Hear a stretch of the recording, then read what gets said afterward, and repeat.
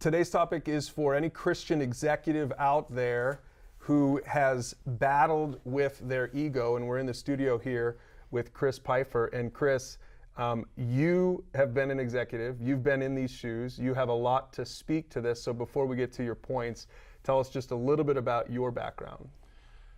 Brian, great to be here, and I've been working since I was 15, but professionally I've got an MBA from Northwestern University in finance and marketing, have worked in companies where I had a 400-person sales force, a $1 billion division of a multi-billion-dollar company, ran a company, went out and bought a company and ran that company.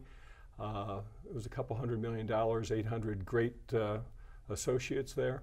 And so I've seen a lot through the years. And one of the things we're going to be talking about today is how we see people who are hurting themselves in terms of being driven by ego, as opposed to driven by achievement or driven by a confidence in their faith in God. Yeah, so I imagine you've seen a lot of guys getting bitten by ego, right? You know, early success sometimes ends up having a person winning rewards, recognition, honor, larger commissions, bigger paychecks, promotions, and those early successes can end up really building a person's ego into something that can become dangerous over time. So let's talk about your definition of ego. I like this. You say, be careful because ego can turn into edging God out in your life. Yeah, ego, it's part of every person. EGO, edging God out. As opposed to being a God-fearing, God-loving man, you can end up getting to a point where your ego is driving your thoughts and God is becoming a deep second to your prideful ego. And that is something that is really, really difficult and problematic. Well, and I would especially think, because it takes probably a certain amount of healthy ego to get in the place to be successful. But then it can get to a point where, I like your acronym, where you're edging God out. Now you think it was just you who got yourself there in the first place. You know, we serve a God who is so full of love and forgiveness and is so important and powerful and generous. And somehow with some of those qualities and attributes of God, someone can start erasing those beautiful attributes and just looking at themselves and their own ego. What is the one, Proverbs 16:18? Pride cometh before the fall. And when we see executives who are ego-driven and full of themselves, those early successes that builds that ego and confidence up can be very destructive to their executive teams, to their families, wives, other relationships.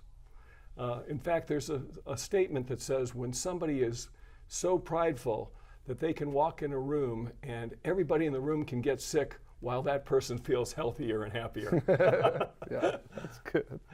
And you say this, one more thing I want you to help us to unpack, because this really hit me when you said it. The higher you go, the more disaster potential your ego has. Right, and you know, Brian, we have probably seen people who have had a wonderful launching, a wonderful early career, nice success, and then as a few promotions come or larger and larger compensation, that early success can become a disaster long term if that person is so wrapped in their own achievement, their own success, their own ego, to minimize God in their life.